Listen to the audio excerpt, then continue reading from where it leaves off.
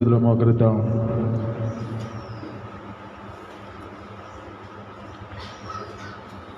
దేవుడు నీతో మాట్లాడిన మాటలు ఒక 2 నిమిషాలు దేవుని ఎదుట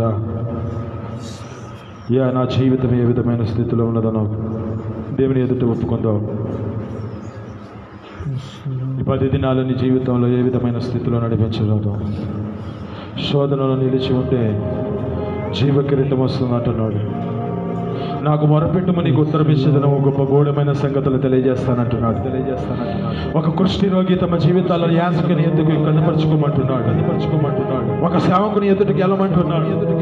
అంటే ఈ యొక్క సేవకుని ఎదుటకు వెళ్ళడానికి నీలో ఉన్న ఏ అవిధేయత ఉన్నదో, నీలో ఒక గొప్పతనమైన విశ్వాసం ఉంటేనే అది నీకు స్వస్థత వస్తుంది. అది నీ జీవితంలో ఒక మేలుకరమైన జీవితాన్ని అనుగ్రహిస్తుంది. కనుక నేను నీవు దేవునికి అప్పగించుకో. సజీవులే కదా స్తుతి ప్రాతాళమున ఆయన స్తుతి కలుగుతుంది. సమాధిలో దిగిన వారు సత్యమును వివరించలేరంటుంది. సమాధిలో మన జీవితాలు ఉన్నాయా? లేదు కదా. మన జీవితాల్లో ఇచ్చిన భాగ్యం, మనకిచ్చిన ధన్యత, మనకిచ్చిన యోగ్యత ప్రభు దయాళుడని రుచి చూచి ఉన్నావు. అయితే క్రొత్తగా జన్మించిన శిష్యుని పోలిన వారై వాక్యమనే నిర్మలమైన వాక్యమనే పాలన ఆపేక్షిస్తాం. ఎందుకు ఆపేక్షించాలి? రక్షణ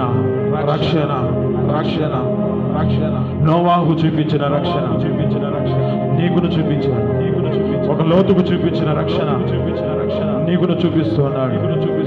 10 మంది కుష్టి రోగులలో ఉన్న వారి జీవితాల్లో శుద్ధులు మాత్రమే అయ్యారు. ఒక వ్యక్తికి మాత్రమే దేవుడు రక్షణ చూపించాడు, స్వస్థత చూపించాడు. ఆ స్వస్థత నీలో కావాలంటే దేవుని ఎదుట నీ జీవితాన్ని అప్పగించుకో.